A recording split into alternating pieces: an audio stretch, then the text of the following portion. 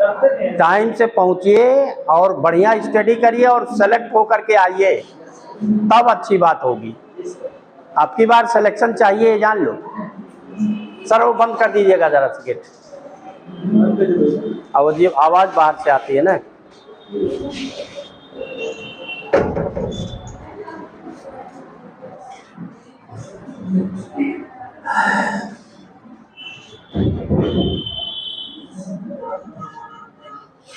Gravitation में देखिए topic क्या क्या है।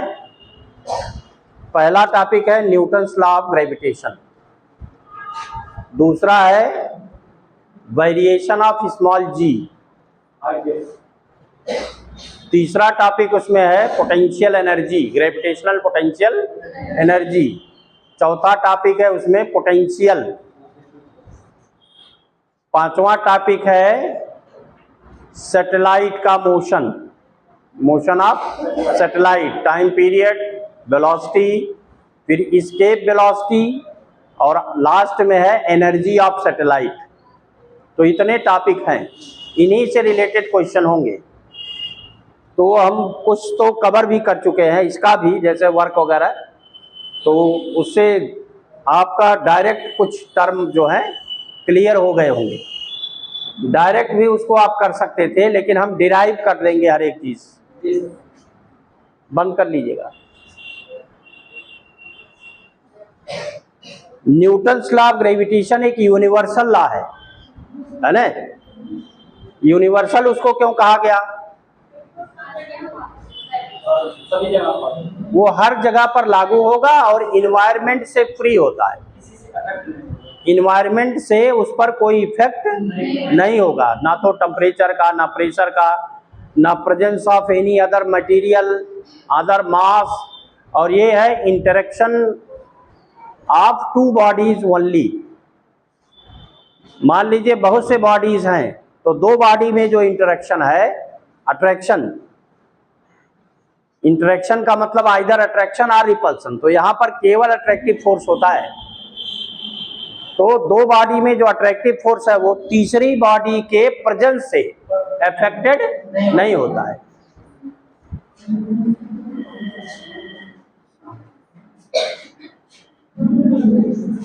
बंद कर दीजिए गेट, ठीक से बंद करिए, आवाज बाहर से आ रही है ना, नहीं तो फिर बहुत ज्यादा एनर्जी हमारी लॉस होगी।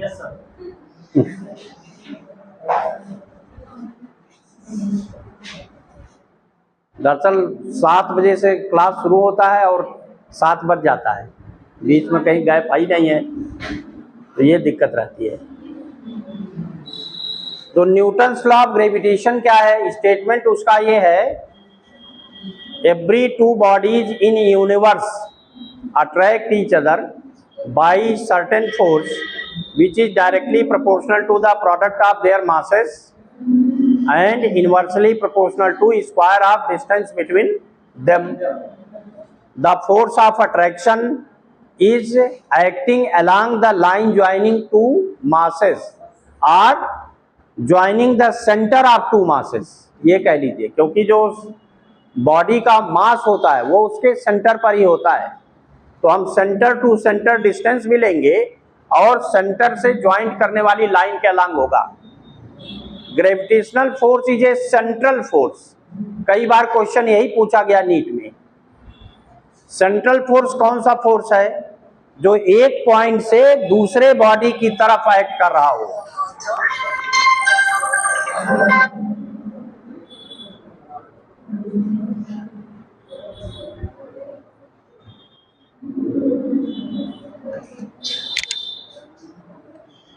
जैसे मान लीजिए सन है, अभी अब कुछ लिखिएगा नहीं, तो कोई अगर यहाँ प्लैनेट है तो इस पर जो फोर्स होगा इसके सेंटर की तरफ होगा।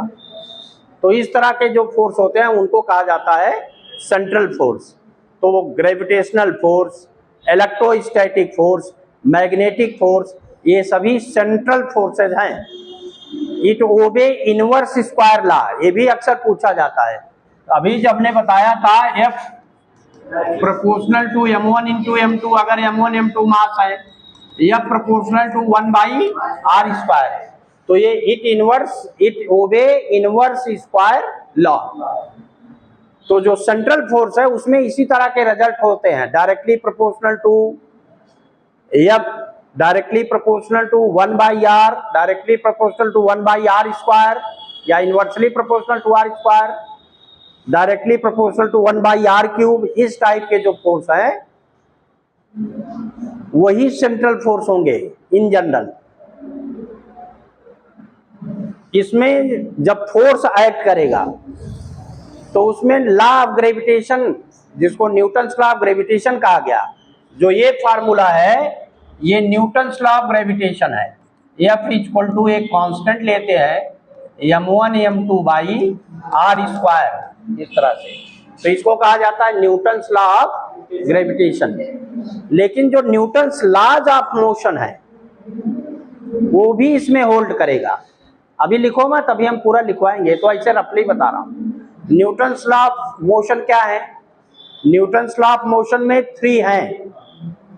फर्स्ट लॉ ऑफ मोशन को लॉ ऑफ इनर्शिया भी कहा जाता है।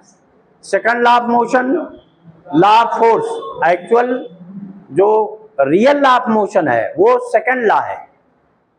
Third law of motion action reaction law कहलाता है। जो सेकंड लॉ ऑफ मोशन है उसी में फर्स्ट लॉ और थर्ड लॉ दोनों इन्वॉल्व होते हैं। इसका मतलब लॉ तो एक ही है, Newton's second law of motion, क्योंकि उसी में फर्स्ट भी इन्वॉल्व है, उसी में थर्ड भी इन्वॉल्व है। लेकिन कभी पूछ लिया जाएगा कि ग्रेविटेशनल लॉ जो है, न्यूटन्स लॉ ऑफ ग्रेविटेशन, किसको ओबे करता है? First law, second law, third law. तो थर्ड लॉ बताएंगे। क्या बताएंगे? थर्ड लॉ बताएंगे, सेकंड और फर्स्ट नहीं बताएंगे। अभी उसको हम बताएंगे क्यों ऐसा है। कूलम्बिक फोर्स, इलेक्ट्रोस्टैटिक फोर्स, वो भी एक्शन रिएक्शन फोर्स है, वो भी थर्ड लॉ ऑफ मोशन को रिप्रेजेंट करता है। तो इस तरह के जो रिजल्ट्स हैं वो इसमें ऑब्जेक्टिव टाइप में पूछे जा सकते हैं। पहले हम इसको डिस्कस कर लें, law of Newton's law of gravitation. अगर ये दो यूनिवर्सल बॉडीज हैं तो इनके सेंटर से सेंटर के बीच का डिस्टेंस हम लेंगे हमेशा। मान लीजिए सेंटर टू सेंटर कितना डिस्टेंस है? r, और इनके मास है m1 m2। तो ये अट्रैक्ट करेंगे हमेशा एक दूसरे की तरफ। अगर ये फर्स्ट बॉडी है तो इसको लिखेंगे F12 और ये लिखेंगे F21। तो F12 और F21 में क्या डिफरेंस है? उनके मॉड तो सेम है, डिफरेंस कहाँ है? डायरेक्शन का। जैसे लेफ्ट टू राइट है तो ये राइट टू लेफ्ट है। तो इसमें ये होता है, देखिए F12 equal to minus F21। तो ये है Newton's third law of motion. और मॉड है क्या? उनका मैग्नीट्यूड क्या है?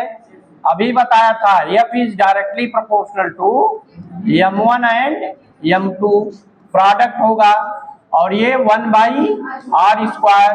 इन दोनों को जब एक साथ लेंगे तो F is proportional to m1 m2 by r square.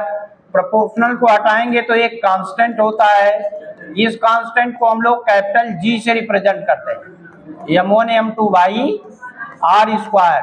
तो जो G है कैपिटल G, इसको कहते हैं यूनिवर्सल कांस्टेंट। यूनिवर्सल क्यों है ये इन्वायरमेंट में, स्पेस में कहीं भी हम वैल्यू कैलकुलेट करेंगे इसकी, केवल यूनिट पर डिपेंड करता है। फिजिकल क्वांटिटी कौन कौन सी है? F है, m1 m2 और r, मास है, डिस्टेंस है और फोर्स है।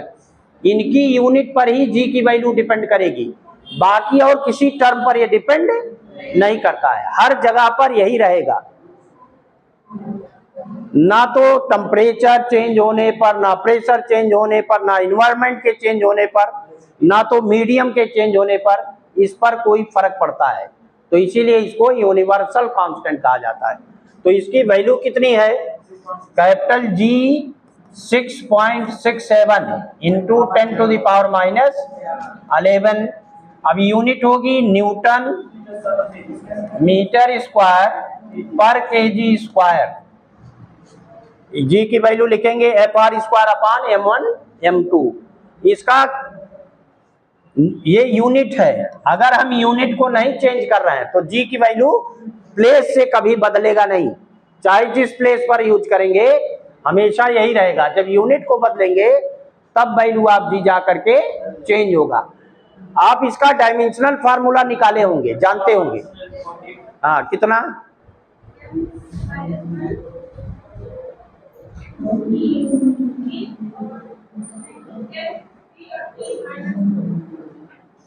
एम इनवर्स और एल क्यूब ने और t-2। क्यों, सबको मालूम है? निकाल लोगे ना? कैसे?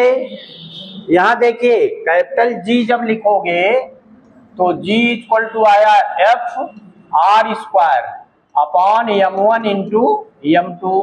जब इसको ऐसे हम ब्रैकेट में लिख देते हैं तो इसका मतलब डायमेंशन, तो f का dimension m l square t-2 ml t-2। अरे हम कुछ गलत लिख दे तो आप लोग जब आता रहेगा तब बताओगे। ml t-2 क्या है? ml स्क्वायर ml t-2, तो इसको 1 लिखिए तो ये हो गया आपका फोर्स, और फिर मीटर स्क्वायर तो एल स्क्वायर, नीचे m का स्क्वायर। तो अब सॉल्व कर लो, कितना आया? m का इनवर्स, यहाँ 1 पावर यहाँ -2 तो m -1, l का क्यूब और t-2। ये आप जान लीजिए, जो डायमेंशनल फार्मूला है ये बहुत रिच है, इसकी प्रॉपर्टी बहुत रिच होती है फिजिक्स में। डायमेंशनल फार्मूला के जो इसके एप्लीकेशन है, ये फार्मूले को एकदम क्लियर बताते हैं कि सही है कि गलत है। केवल हाइपोथेटिकल फार्मूले जो है फिजिक्स में, उसको छोड़कर जो बाय द लॉ आया है वो डायमेंशनली करेक्ट होता है फिजिक्स में, कि नहीं?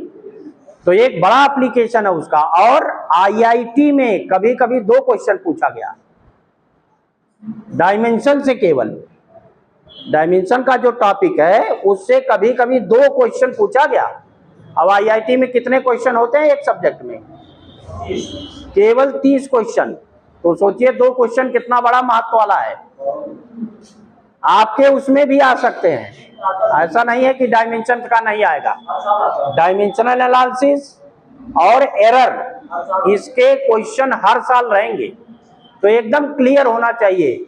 ये जब भी आप कोई भी फार्मूला डिराइव कीजिए, कोई भी फार्मूला लिखिए, तो उसमें जो क्वांटिटीज हैं उनका डायमेंशन तुरंत लिखिए, तो इससे बार बार लिखने से वो याद हो जाएगा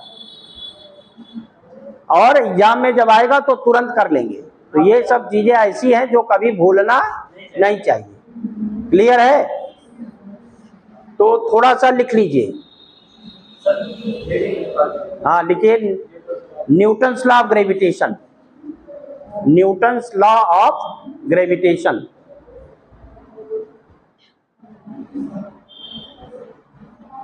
लिखिए, it states that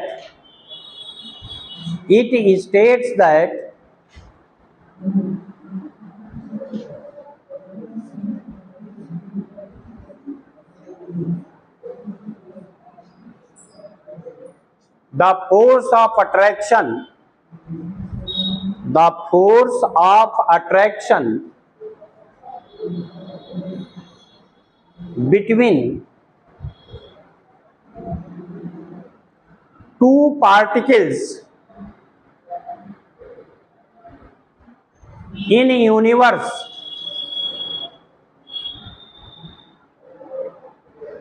is directly proportional to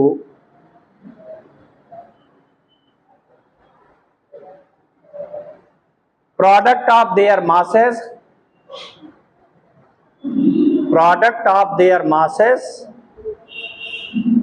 and inversely proportional to the square of distance between them. The square of distance between them.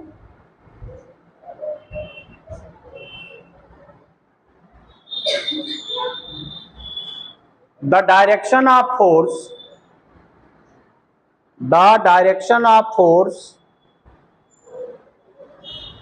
is along the line joining two masses. Is along the line joining two masses.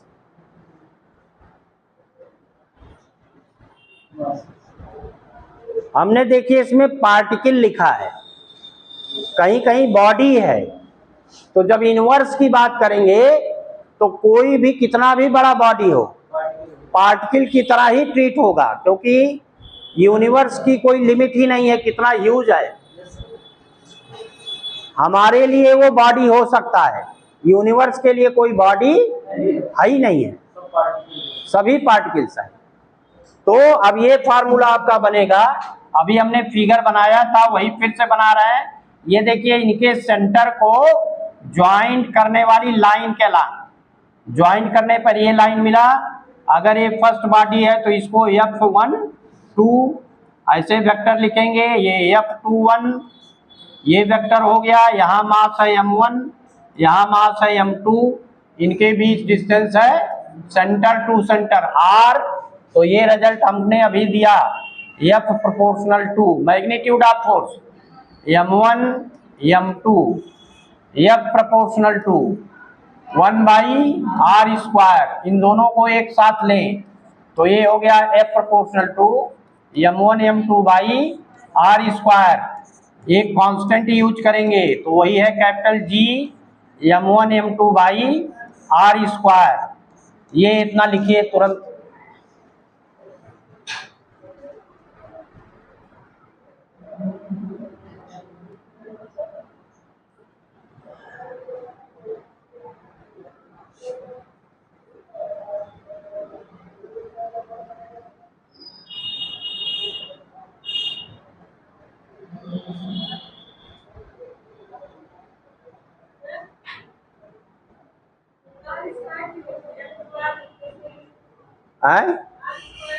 हाँ,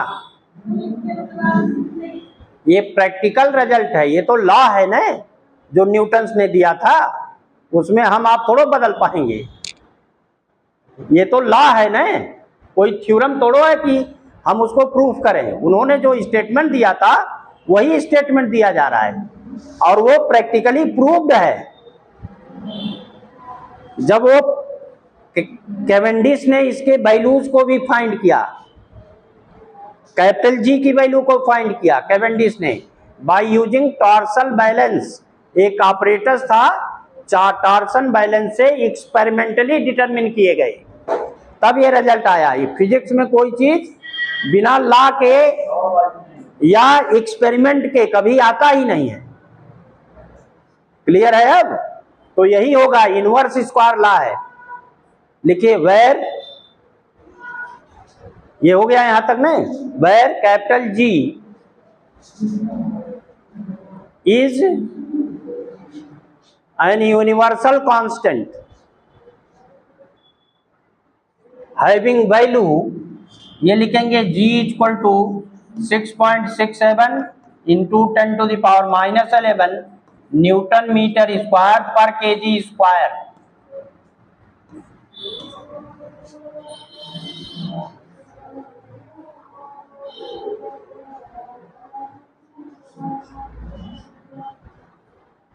dimensional formula of G, तो ये ऐसे लिखेंगे capital G equal to M inverse L³ T-2। अभी यही determine किया था ना।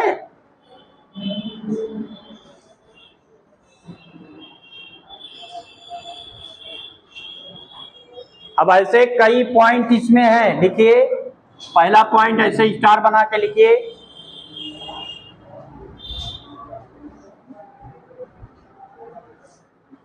The universal law of gravitation the universal law of gravitation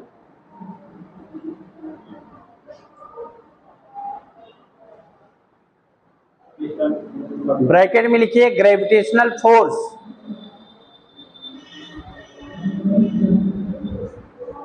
is two body interaction,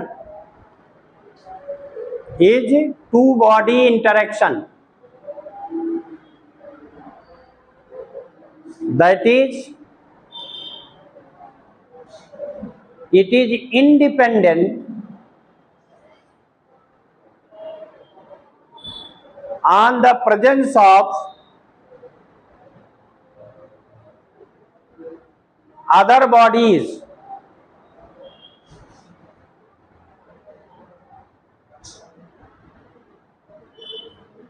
ये केवल टू बॉडी इंटरेक्शन है, बाकी अगर बॉडीज वहां आसपास हैं तो उससे फोर्स पर कोई प्रभाव नहीं होता है।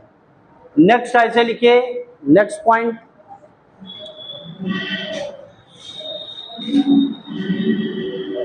The value of capital G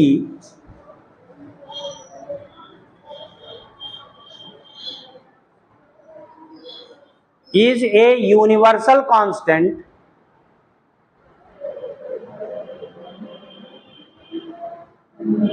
not depending on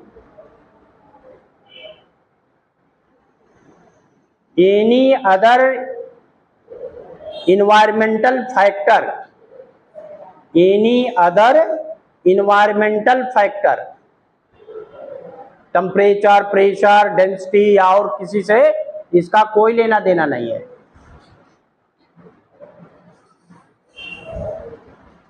next लिखिए, it is a central force, कई बार तो यही पूछा गया है, it is a central force.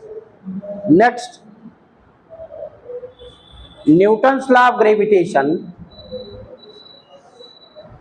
Newton's law of gravitation hold HOLD Newton's third law of motion, that is, ये लिखेंगे F12 equal to minus F21, ये भी कई बार पूछा गया।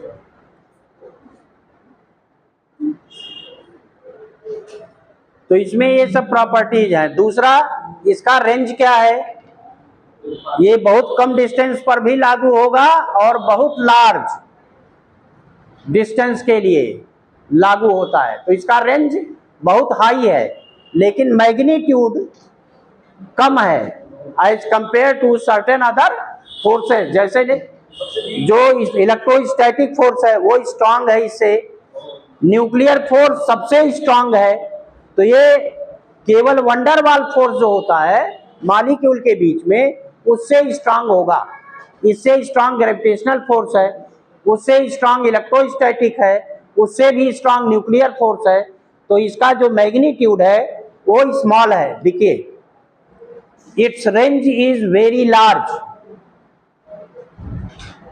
It's range is very large,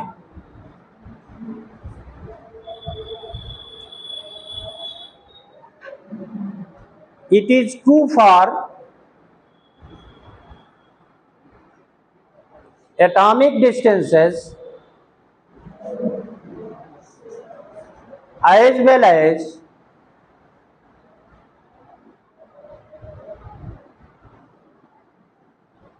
distance between the stars,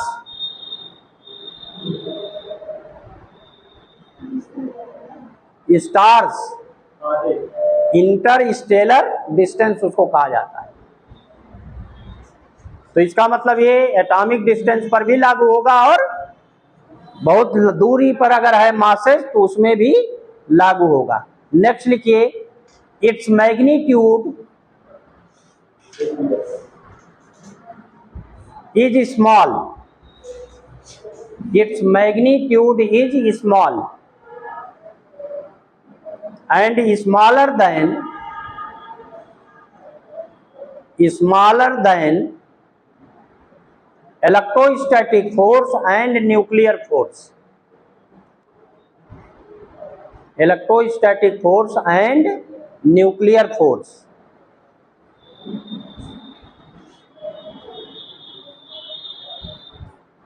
तो ये property है इसमें। कभी कभी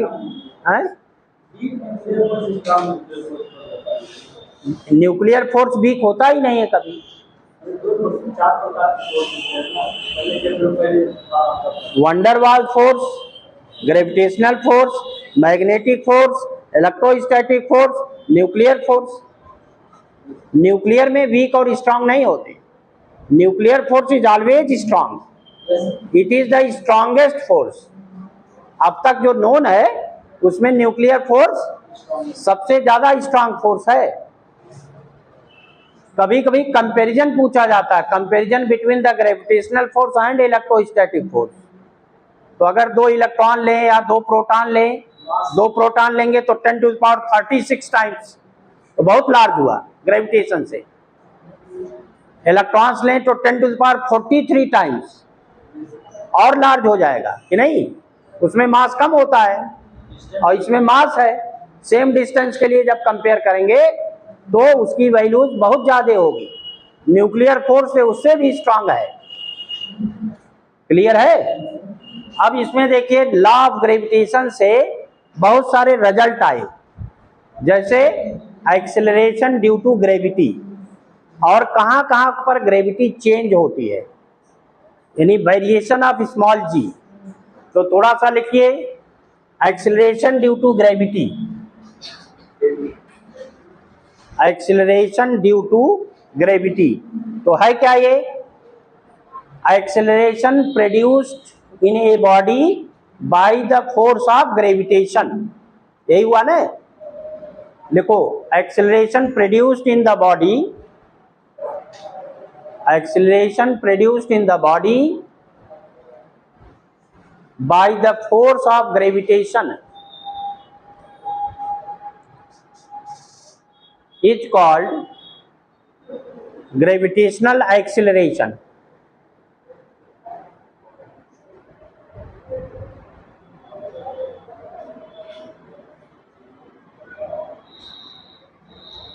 Next paragraph लिखिए, if a body of mass small m, if a body of mass small m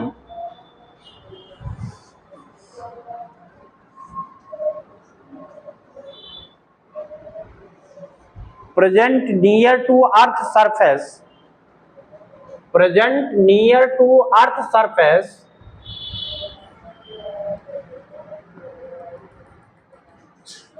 then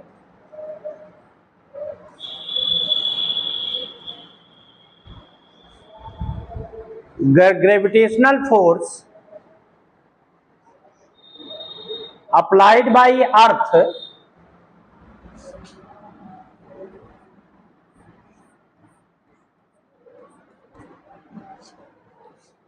on the body। अब देखिए ये फिगर हमने लिया है, ये अर्थ ले लिया, तो earth is a huge body as compare to certain mass. कितना ह्यूज है? इसका रेडियस ही 6400 किलोमीटर है कि नहीं। रेडियस ऑफ अर्थ कितना है? 6400 किलोमीटर है, तो ह्यूज हुआ ही। और जो कोई बॉडी हम ले रहे हैं तो वो उसके कंपैरिजन में बहुत छोटा है। लेकिन अगर फोर्स ऑफ अट्रैक्शन की बात करें तो जितना अर्थ इस पर फोर्स लगाएगा उतना ही फोर्स ये छोटी बॉडी अर्थ पर भी अप्लाई करेगा। इंटरेक्शन फोर्स सेम होता है, एक एक्शन है तो दूसरा रिएक्शन है। इंटेंसिटी जब निकालते हैं तब वो डिफरेंट होगा। इंटेंसिटी होता फोर्स पर यूनिट मास, तो जब फोर्स पर यूनिट मास निकालते हैं तो इंटेंसिटी अर्थ का बहुत अधिक होगा as compare to the intensity of force of small m. अब अगर इस पर हम फोर्स ले, ये नियर टू अर्थ सरफेस है, तो एफ कितना है, जी मास ऑफ अर्थ एम ही लिखा, दूसरा मास स्मॉल एम और डिस्टेंस रेडियस ऑफ अर्थ। क्योंकि सेंटर पर मास होगा, अर्थ का मास कहाँ रहेगा, at the centre of the earth. और बॉडी हम कहाँ लेंगे, near to the earth surface. Near का मतलब 10-20 मीटर ऊपर ले लें, 100 मीटर ऊपर ले लें, 1000 मीटर ऊपर लें तो नियर ही है। क्यों, क्योंकि आर ई की वैल्यू बहुत अधिक है, 6400 किलोमीटर। तो अगर अर्थ के आसपास कोई बॉडी है तो जो फोर्स ऑफ अट्रैक्शन है एफ होगा G M E, mass of earth, M mass of body upon are E का स्क्वायर, रेडियस ऑफ अर्थ का स्क्वायर। ये क्लियर है। तो इस फोर्स की वजह से अगर इसमें एक्सीलरेशन प्रोड्यूस हो जी, तो if g be the acceleration produce in the body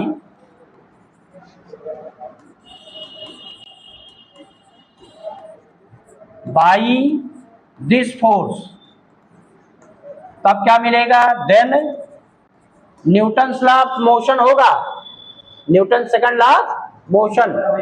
net force equal to mass into acceleration. तो इन दोनों को कंपेयर करेंगे, इक्वेशन 1 एंड 2, तो क्या मिल जाएगा, by 1 and 2 m g equal to G capital M E m upon R E square. तो ये मास कैंसिल हुआ, तो स्मॉल जी की ये वैल्यू आई, small g equal to G M E upon are E का स्क्वायर। तो ये एक यूनिवर्सल फार्मूला है अर्थ के लिए, केवल अर्थ के लिए है ये। इसी तरह से हर एक प्लैनेट के लिए, हर एक सैटेलाइट के लिए, हर एक स्टार के लिए हम उसका एक्सीलरेशन निकाल सकते हैं। यानी उस बॉडी की, जैसे अर्थ के वजह से जो एक्सीलरेशन प्रोड्यूस हुआ near to the earth surface, तो उसको हम क्या कह रहे हैं, एक्सीलरेशन ड्यू टू ग्रेविटी। तो ऐसे हर एक प्लेनेट के लिए होगा, अर्थ के लिए है तो मार्स के लिए भी होगा, जुपिटर के लिए भी होगा। बस क्या चेंज होगा, मास ऑफ अर्थ यहाँ है तो वहां मास ऑफ जुपिटर हो जाएगा, यहाँ रेडियस ऑफ जुपिटर होगा। मून के लिए है तो mass of moon and radius of moon. तो इसका वैल्यू, जो जी की वैल्यू है, किस पर डिपेंड कर रहा है, mass of reference body which apply the force. Reference body कौन है, अर्थ है, earth is the reference body. ये फोर्स अप्लाई कर रहा है किसी दूसरे बॉडी पर, और उसका रेडियस कितना है, इन्हीं दो फैक्टर पर डिपेंड करेगा। और ये चेंज होगा by planet to planet, satellite to satellite, star to star. अलग अलग स्टार के लिए अलग होगा, अलग अलग प्लैनेट के लिए अलग होगा, अलग अलग सैटेलाइट के लिए अलग होगा, लेकिन लागू सब में इसी तरह का फार्मूला रहेगा। तो इसीलिए ये भी एक यूनिवर्सल फार्मूला है, g equal to capital ji m upon r square. अभी हम कोई भी आप ले लो, सन लोगे तो सन का मास और सन का रेडियस, जुपिटर लोगे तो जुपिटर का मास, जुपिटर का रेडियस, मून लोगे तो मून का मास, मून का रेडियस। क्लियर आया। और ये इंडिपेंडेंट होता है जिसके एक्सेलरेशन प्रोड्यूस होगा उसके मास के, रेफरेंस बॉडी पर डिपेंड करेगा, लेकिन जिसमें एक्सेलरेशन प्रोड्यूस हुआ उसके मास पर डिपेंड नहीं करेगा। अगर हम किसी बिल्डिंग से एक छोटा सा पत्थर का टुकड़ा ड्रॉप करें और एक बड़ा सा पत्थर का टुकड़ा ड्रॉप करें, तो एक ही समय पर वो अर्थ पर पहुंचेंगे, उनमें टाइम का कोई डिफरेंस नहीं रहेगा, क्योंकि सब में सेम एक्सेलरेशन जनरेट होगा। लेकिन कभी कभी ये देखने में आया कि कागज का टुकड़ा जब ड्रॉप करते हैं तो वो देर में गिरता है, और स्टोन का अगर टुकड़ा है तो वो जल्दी गिर जाता है। कारण एयर रेजिस्टेंस, वहां पर विस्कस फोर्स एक्ट करने लगता है। लेकिन जब हम सेम बॉडी लेंगे जिनकी डेंसिटी ज्यादा है, तो उसमें जो फ्रिक्शनल फोर्स है या विस्कस फोर्स है वो कम रहेगा, नेग्लिजिबल रहेगा। तो दोनों एक ही टाइम पर नीचे गिरेंगे। इसको लिखिए,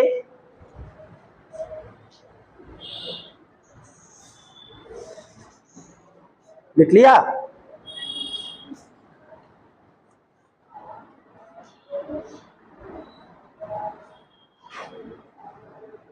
इसके क्वेश्चन जरूर रहेंगे, आप जान लीजिए, इसके क्वेश्चन जरूर रहेंगे और इसमें बहुत से टर्म हैं जो हम डिस्कस करेंगे।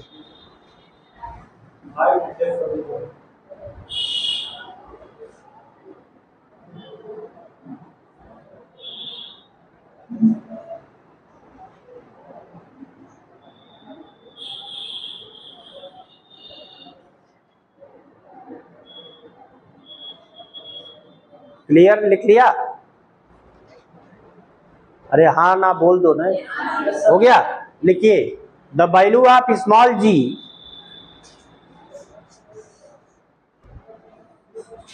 is depending on, the value of small g is depending on mass of reference body, mass of reference body and its radius,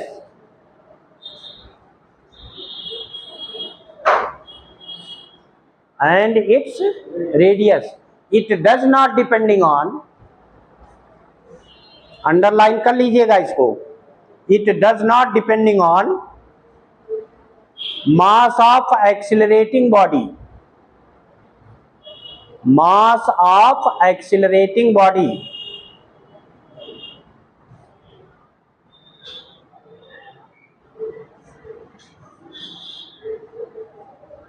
लिखिए next paragraph, since gravitational force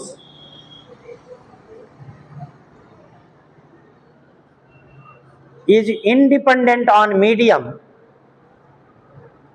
is independent on medium, small g is also independent on medium. Gravitational force भी medium से affected नहीं है तो small जी भी medium से affected नहीं होगा। अब यहां से वैल्यू ऑफ जी एक कांस्टेंट है। कब कांस्टेंट है? जब हम उसका फिक्स्ड रेडियस लेंगे, मास तो फिक्स ही है। अगर हम रेडियस अर्थ का फिक्स ले, वैसे अलग अलग प्लेस पर अलग अलग है, अभी उसको डिस्कस करेंगे, और मास ऑफ अर्थ भी फिक्स है, तो जो वैल्यू ऑफ जी लिया गया है, कहाँ लिया गया है? वो ये अर्थ के सरफेस पर प्लेस टू प्लेस डिफर करता है। इक्वेटर पर सबसे कम है और पोल्स पर सबसे अधिक है, तो कहाँ इसका वैल्यू डिटरमिन किया गया है? Eight 45 degree latitude. अर्थ का जो स्फीयर है, एक हेमिस्फीयर में 90 डिग्री तक, दूसरे में 90 डिग्री तक डिवाइड किया गया, तो मिडिल में लिया गया एट 45 डिग्री लैटिट्यूड। और sea level at 45 degree latitude and sea level, जो समुद्र का तल है वो कभी बढ़ता घटता नहीं है, उसका लेवल फिक्स है। तो उस लेवल पर और 45 डिग्री लैटिट्यूड पर जो वैल्यू ऑफ जी है वो है 9.81 मीटर पर सेकेंड स्क्वायर। कहीं कहीं 80 भी लिखा रहता है, एग्जैक्ट वैल्यू है 9.81 मीटर पर सेकेंड स्क्वायर। लेकिन अब ये अभी हमने बताया प्लेस टू प्लेस ये चेंज होगा फॉर अर्थ। अभी तो केवल अर्थ की बात कर रहा है।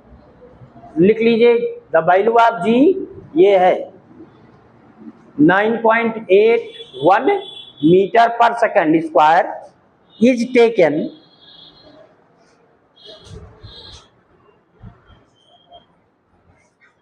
On sea level and 45 degree latitude 45 degree latitude.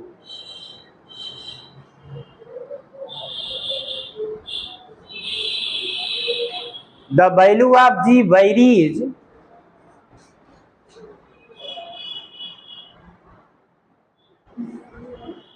the value of small g की बात हो रही है, varies place to place on earth surface, also with altitude माने हाइट, also with altitude या हाइट लिखो, with height from earth surface and depth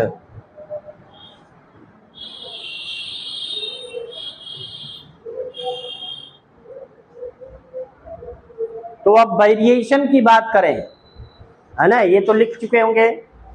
variation of small जी कैसे है देखिए। हाँ, इक्वेटर, भूमध्य रेखा, अभी हम बताएंगे।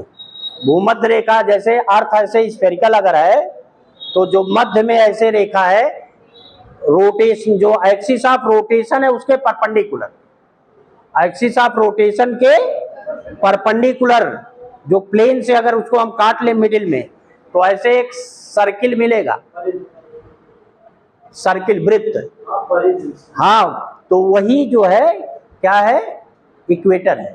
वो क्या कहलाता है, इक्वेटर।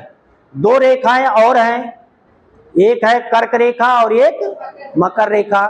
कर्क रेखा नॉर्थ हेमिस्फीयर में और मकर रेखा साउथ हेमिस्फीयर में 23.5 डिग्री पर, 23.5 डिग्री पर उत्तर और 23.5 डिग्री पर दक्षिण है।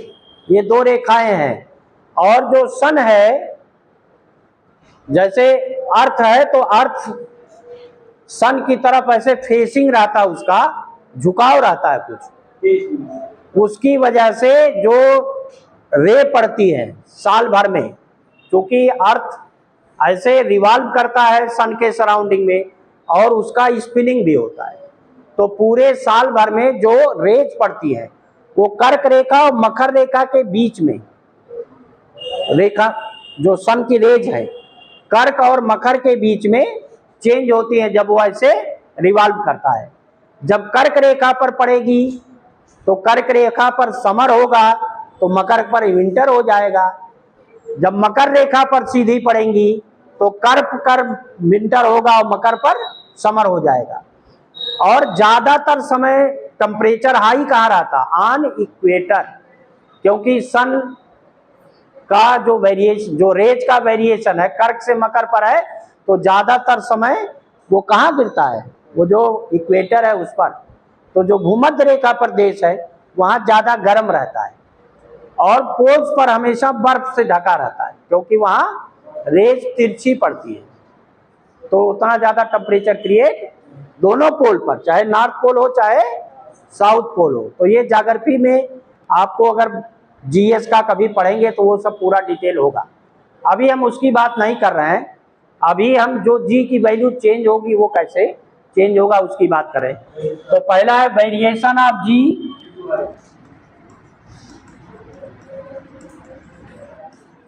With height.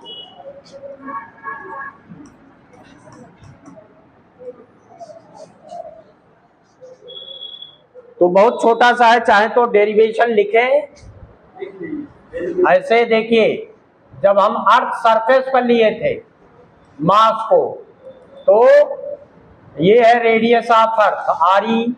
यहाँ पर जो वैल्यू ऑफ जी था वो था capital G M E upon are E का स्क्वायर। एक रिजल्ट ये था, अभी निकाला। अब जब किसी हाइट पर होगा, मान लीजिए हमने ये अर्थ तो यही है, इतनी हाइट पर उसी मास को कंसीडर किया, कितने हाइट पर h, और ये वही आर ई है, ये सेंटर है। तो डिस्टेंस हमेशा सेंटर टू सेंटर, इसके पहले बताया। तो अब ये डिस्टेंस बढ़ गया, अब यहाँ जो फोर्स लगेगा यहाँ ज्यादा फोर्स होता है क्योंकि डिस्टेंस कम था, यहाँ फोर्स घट जाएगा। कितना यहाँ फोर्स लगेगा? मान लो हमने इसको एफ डैश लिख दिया, तो एफ डैश होगा G M E m upon R E plus h का स्क्वायर। ग्रेविटेशन लॉ तो यही रहेगा, product of mass square of distance between them. तो अब ये डिस्टेंस है आर ई प्लस एच।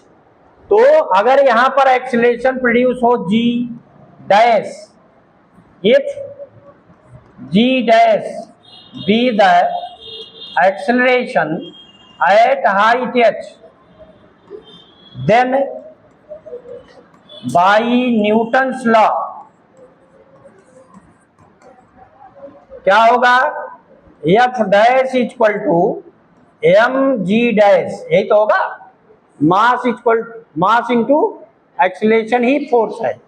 तो इसको हम ऐसे लिख सकते हैं, देखिए एफ डैश तो ये था g M E m upon R E plus h का square equal to m g dash.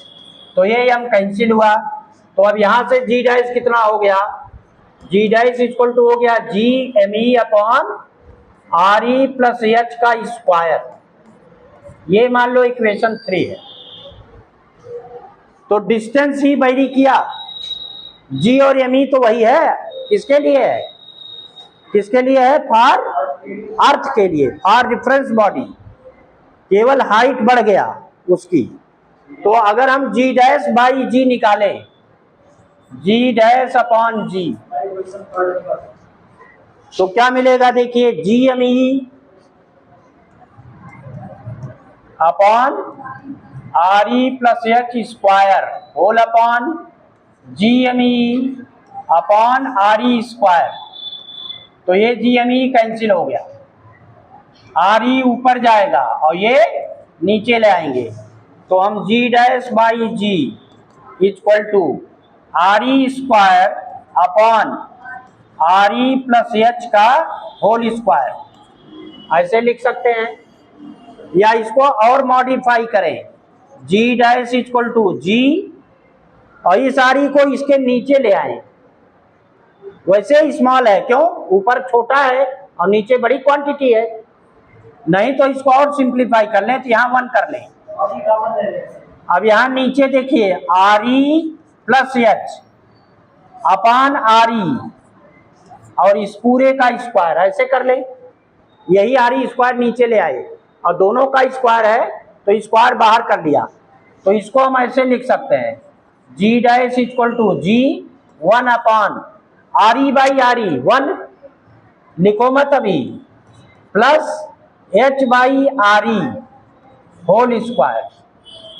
अब जरा इस इक्वेशन को देखिए,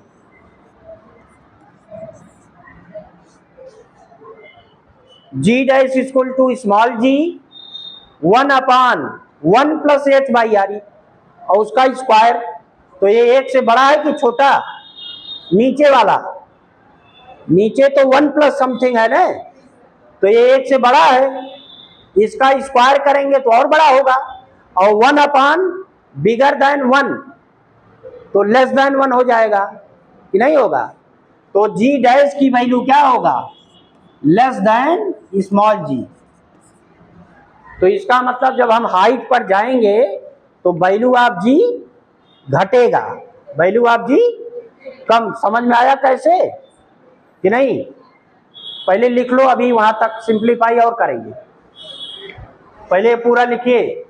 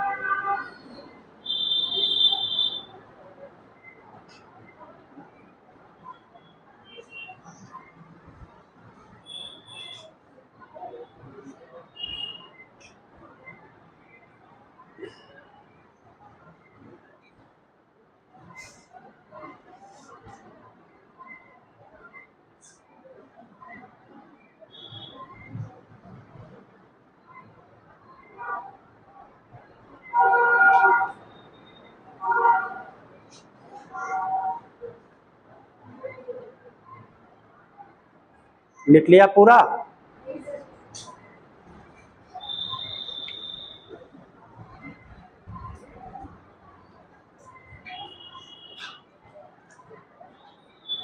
हम इसलिए पूरा लिख रहे हैं जिससे जिसको बिल्कुल ना आया हो, एकदम इनिशियल स्टेज में हो, उसको भी आ जाएगा सब कुछ। और 5 क्लास है, बहुत बड़ा है। 5 क्लास तो इसके लिए बहुत बड़ा है। 3 दिन में थ्योरी और कुछ न्यूमेरिकल भी हो जाएंगे, बहुत ज़्यादा टॉपिक है नहीं। यहाँ तक हो गया, लिख लिया। अब इससे न्यूमेरिकल नहीं लगेगा। अभी कंपटीशन में क्या पूछा जाएगा वो देखिए। अभी इतना हटा दे रहे हैं, देखिए ये नहीं, अभी यही यूज करेंगे ना। ये इतना हटा दिया। अब देखो ये सिंप्लीफाइड फार्मूला आया क्या, G dash equal to G, इसको हम जरा ऊपर ले जाएं, वह है 1/1 plus h by are E का स्क्वायर। ऊपर ले जाएंगे तो पावर निगेटिव हो जाएगा, 1 plus h by R E पर -2 पावर हो गया। ऊपर ले जाएंगे तो पावर माइनस होगा, माइनस का प्लस, प्लस का माइनस। अब एक इसमें एक्सपेंशन होता है जिसका नाम है बाइनॉमियल एक्सपेंशन, द्विपद प्रमेय या प्रसार उसको कहते हैं। द्विपद प्रमेय से द्विपद प्रसार निकाला गया। तो उसमें क्या होता है, अगर 1 plus x to the power n हो तो 1 प्लस एन एक्स, ऐसे हम लिख दे रहे हैं, मेमोरी में रहेगा। देखिए 1 plus x to the power n अगर होता तो ये होता 1 plus n x plus n minus 1 upon 2 factorial x square plus n minus 1 n minus 2 upon 3 factorial x cube plus 16। ऐसे बढ़ता। अगर हमारा h बहुत छोटा हो as compare to are E, तो जो यहां पर जैसे आया ये टर्म है x के जगह पर, देखिए 1 plus x to the power n, तो ये x के जगह क्या है, h बाई आर ई है। और अगर h बहुत छोटा है as compare to are E, जैसे मान लो h 10 किलोमीटर है और आर ई कितना है 6400 है, तो बहुत छोटा हुआ ना, h बाई आर ई की वैल्यू बहुत कम होगी। स्क्वायर करेंगे तो और कम हो जाएगी। जैसे 2 का स्क्वायर 4 हुआ, 3 का स्क्वायर 9 हुआ। तो जब क्वांटिटी एक से बड़ी होती है तो स्क्वायर बहुत तेजी से बढ़ेगा, और जब छोटी होगी तब, अगर 1/10 है स्क्वायर करेंगे तो 1/100 हो गया कि नहीं हो गया, 1/20 है तो 1/400 हो गया। तो ये क्वांटिटी का स्क्वायर टर्म, क्यूब टर्म बहुत छोटा हो जाएगा। तो उस कंडीशन में इसको हम छोड़ सकते हैं। कब, जब h की वैल्यू आर ई से बहुत कम हो। तो ये लिख रहे हैं as h tends to are E, h by R E square, h by are E cube, ये सब हम नेग्लेक्ट कर सकते हैं, छोड़ सकते हैं। तो अगर इसको छोड़ते तो क्या बचता, 1 प्लस एन एक्स, 2 टर्म। तो यहां पर क्या बचेगा, ऊपर देखिए g dash equal to g 1 minus हो जाएगा, n के जगह क्या है -2 है, n के जगह क्या है -2। तो यहां होता n तो -2 और h बाई आर ई अब इतना आया। तो ये एक जनरलाइज्ड फार्मूला हुआ,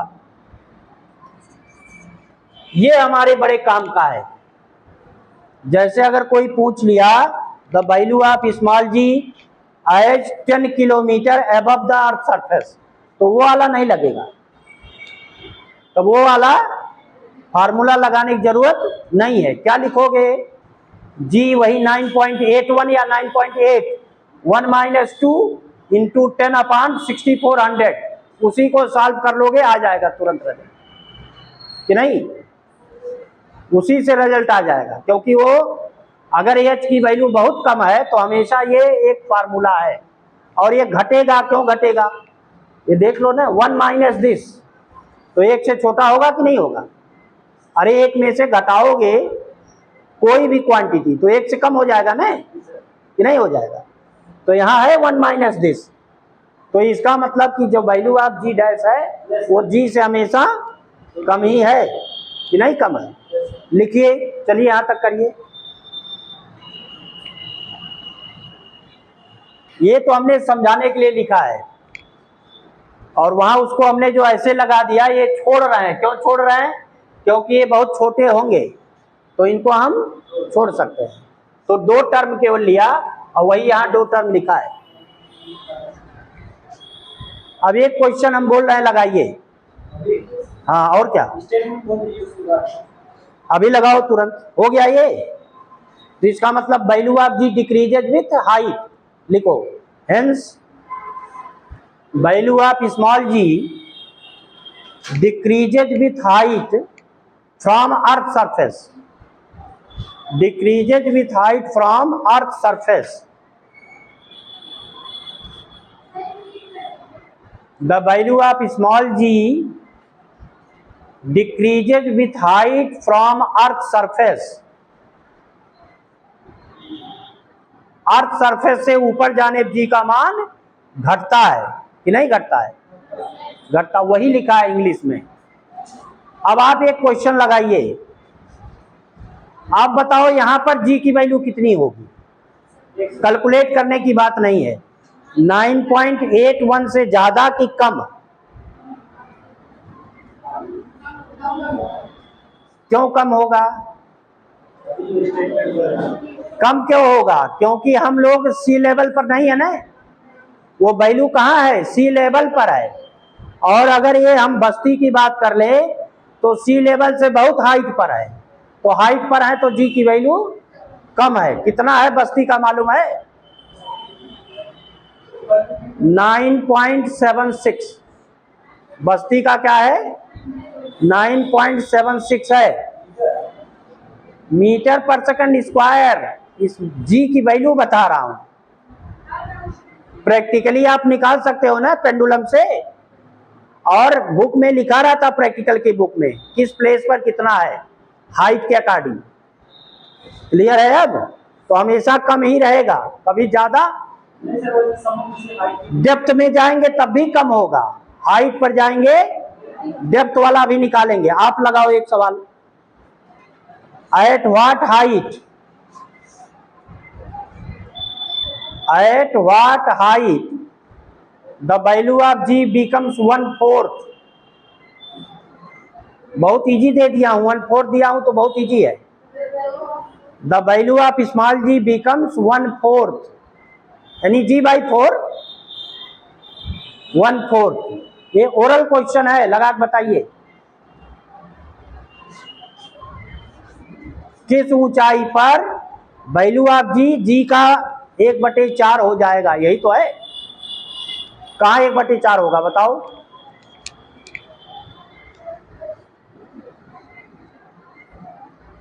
इतने देर में नहीं आया?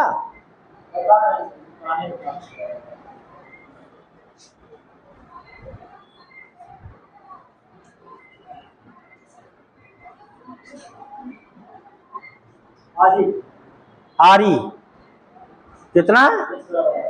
आरी हमने 1/4 इसीलिए लिया था। अब देख लो यहां, अभी हमारे पास ये है रिजल्ट, देखो।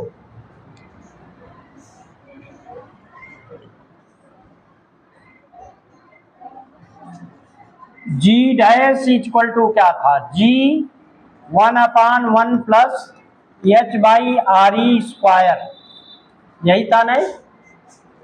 हमने पूछा किस हाइट पर जी की वैल्यू 1/4 हो जाएगा। 1/4 यानी जी डैश कितना? जी बाई 4। क्वेश्चन ये है, तो ले लीजिए। तो ये हो जाएगा g by 4 equal to g 1/1 plus h by R E square. G cancel हो गया, ये हो गया 1/2 का स्क्वायर, और ये 1/1 + h/RE का स्क्वायर। तो चाहे केवल नीचे का स्क्वायर लिखिए, ये कोई जरूरी नहीं ऐसे लिखो, आप चाहते तो इसको ऐसे ही लिख सकते थे। कैसे? 1/ केवल 2 का स्क्वायर। तो जब वो ये लिखा तो इसका मतलब यही है 1 + h/RE का स्क्वायर इक्वल टू क्या है? 2 का स्क्वायर। तो यहां देखो 1 + h/RE square equal to 2 square. तो ये 1 + h/RE इक्वल टू 2। तो h/RE equal to 2 - 1 h/RE equal to 1। तो h इक्वल टू इतने देर का है, लेकिन ये लगाने की जरूरत भी नहीं थी। इसमें कैलकुलेशन कहाँ है? कैलकुलेशन तो कुछ है नहीं, ये तो चाहते ओरल बता देते कि नहीं बता सकते थे। अब अगर मान लो हमने पूछा लिखो, अब तो ये आ गया ना सबको। अरे पीछे कुछ बोल नहीं रहे लोग, आ गया ना कि नहीं? अम्मा है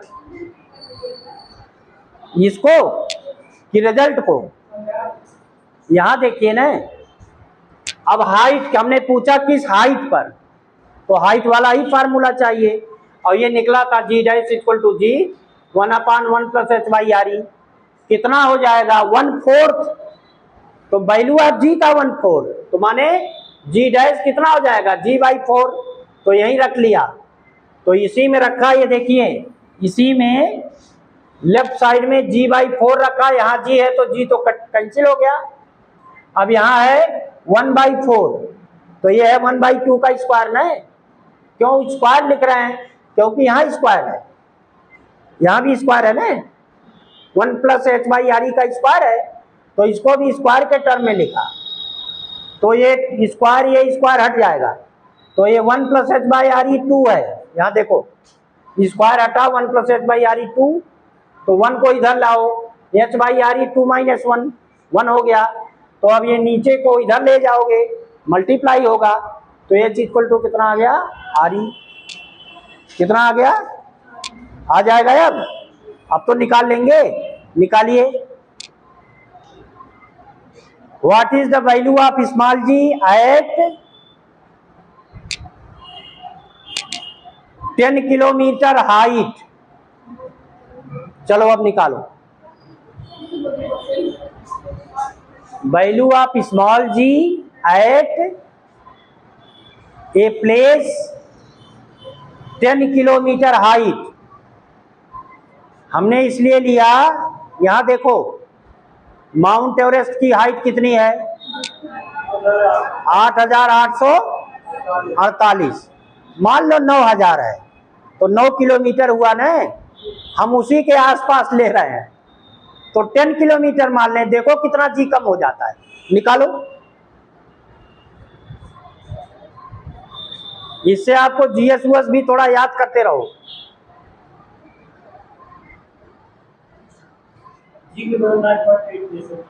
हाँ वही लेंगे और क्या।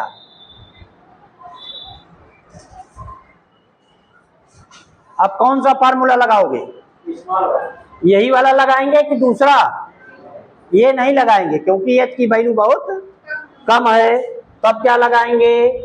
G' इक्वल टू ये लगाएंगे, G' equal to G 1 - 2h/RE।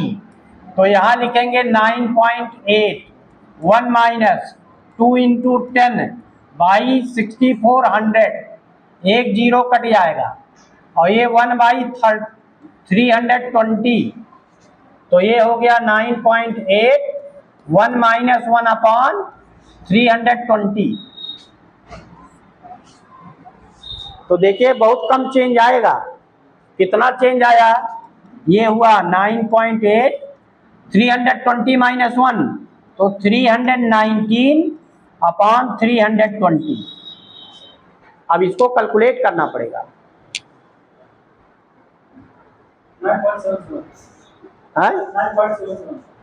9.7 यहां पर 771 आया, कैलकुलेट किया वैल्यू, ये 9771 आया,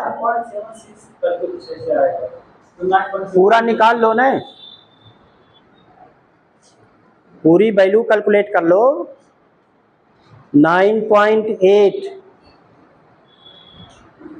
इंटू 319 डिवाइड 320, 9.769।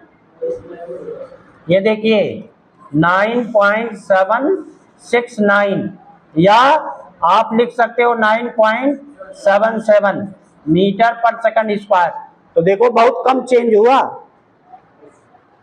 वैल्यू जी की बहुत कम चेंज हुई। लेकिन अगर इस तरह का कोई कैलकुलेशन दिया है या कुछ हाइट इस तरह की दी है जिसको हम छोटा मान सकते हैं, तो यही फार्मूला लगाएंगे, उसको नहीं लगाएंगे नीचे वाला जो था, है ना। अब दूसरा है value of ji with depth, उसका कैलकुलेशन थोड़ा और लंबा है, अगले दिन उसको डिस्कस करेंगे।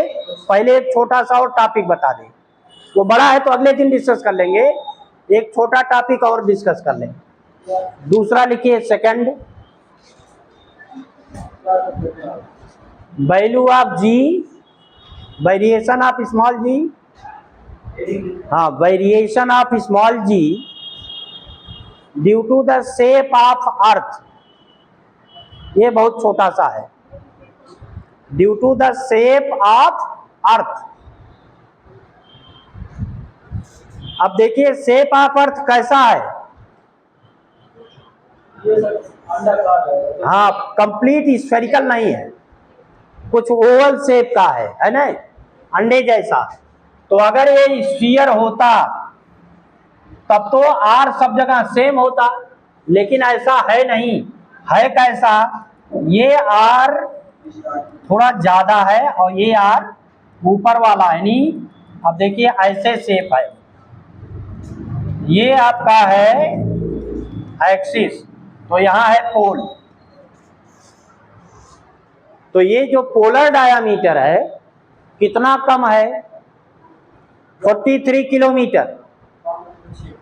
पोलर डायमीटर कितना है, कम, 43 किलोमीटर। यानी पोलर रेडियस आरपी जो है, पोलर रेडियस जो रेडियस ऑफ अर्थ है उससे 21.5 किलोमीटर कम है, आधा हुआ उसका। और इक्वेटोरियल डायामीटर, इसको ई लिखे, तो ये हो जाएगा R प्लस 21.5। R क्या है, R है radius of sphere, radius of sphere. तो ये वाला देखिए, ये डायामीटर 43 किलोमीटर लार्ज है इस वाले डायामीटर से।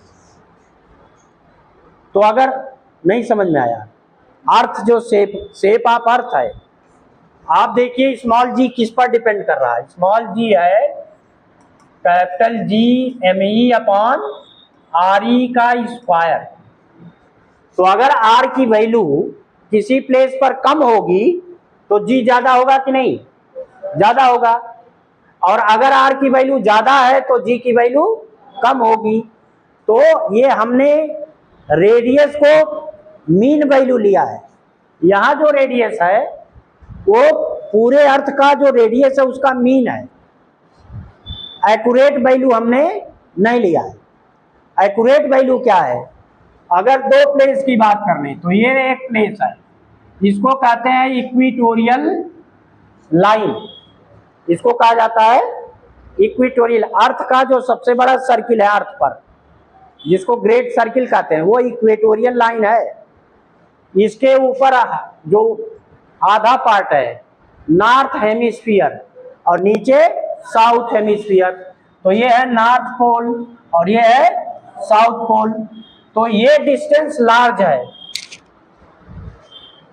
कि नहीं। अब इसकी बात हम करें, देखिए कौन लार्ज है कौन स्मॉल है। अभी इसको हम यहाँ लिख रहे हैं, देखिए ये पहले g की वैल्यू लिखे, अब ऐसे लिख रहे हैं, देखिए स्मॉल g इक्वल टू लिख दिया g me upon r square, r ही नहीं लिख रहा है, क्या लिख रहा है, r square, where r is the mean radius of earth, ये मीन रेडियस है। आर इक्वेटोरियल लाइन, पहला ऑन इक्वेटर या at any place on equatorial line, यहां ले कहीं भी ले, इक्वेटोरियल लाइन पर ये लिख सकते हैं g on equatorial line, g M E upon ये हो जाएगा आर ई का स्क्वायर।